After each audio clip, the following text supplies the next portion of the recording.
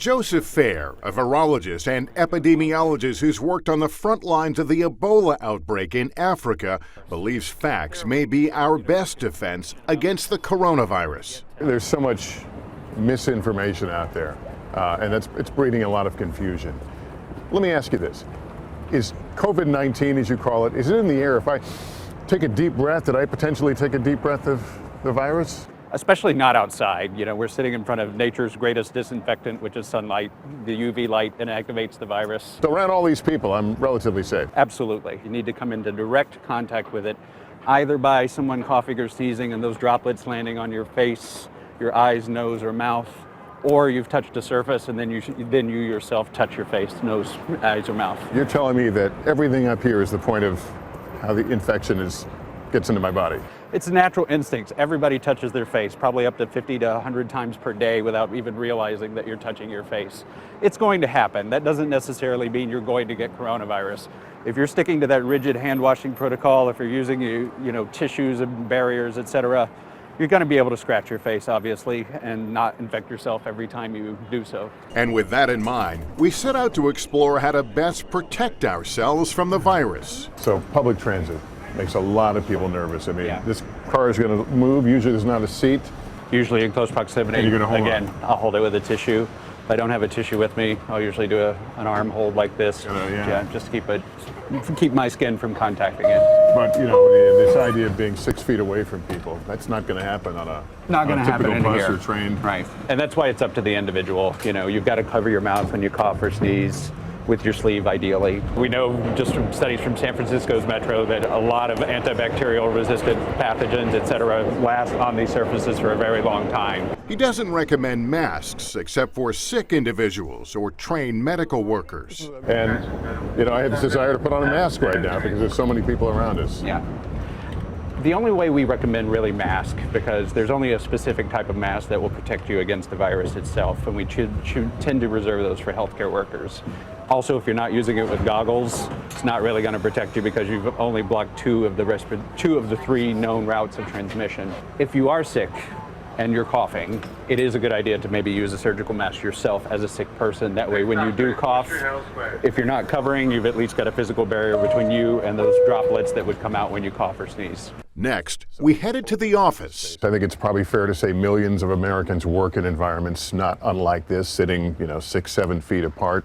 What should we be conscious of? Mostly your own personal hygiene and being careful when you sneeze, etc., on others. So obviously wiping down your desk and disinfecting your desk several times per day is a good idea to keep your own self healthy.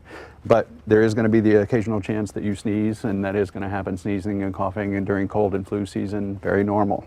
So ideally, you'll have tissue or some hand sanitizer next to you. You'll be able to reach quickly, grab a tissue, use it to cover your mouth when you cough or sneeze, immediately dispose of that tissue. Don't put it on the desk. Don't put it on the desk.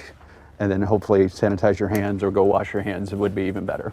And routinely disinfect your personal workspace, he says. Everything here would be what we call a fomite, or a surface that can carry an infectious virus for up to 9 days in the case of coronaviruses.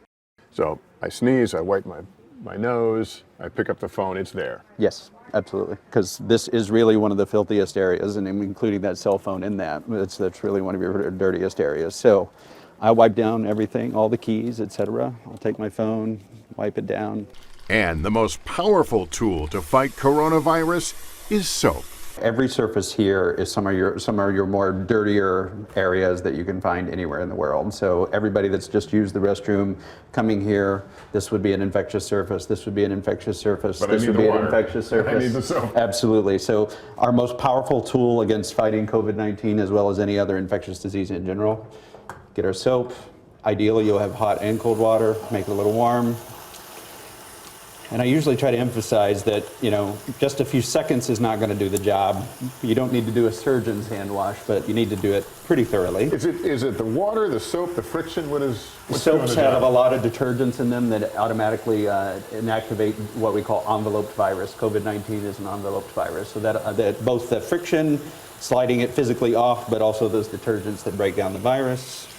Do a good hand rinse. Okay. Now, usually I will take, if there's a sink like this, Really? my elbows and push it back. Feels a little awkward, but Yeah. It is, and this is something you have to get used to. Yeah. Walk over, get your towels, wipe your hands. And then I usually take actually a second towel, which I recommend for everyone.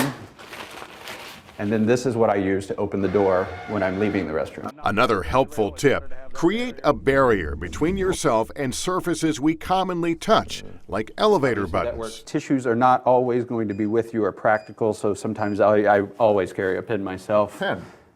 Touch it with the pen. And speaking of potential transmission points, Fair points out cash is not necessarily king when it comes to the coronavirus. Paper money is one of the filthiest objects that we touch in a day, just because literally millions of people have touched that before you have. And lastly, no more handshakes. Well, listen, a lot of great information. Appreciate it, and we'll leave it with an elbow bump. Sounds good. Hey, NBC News fans, thanks for checking out our YouTube channel. Subscribe by clicking on that button down here, and click on any of the videos over here to watch the latest interviews, show highlights, and digital exclusives. Thanks for watching.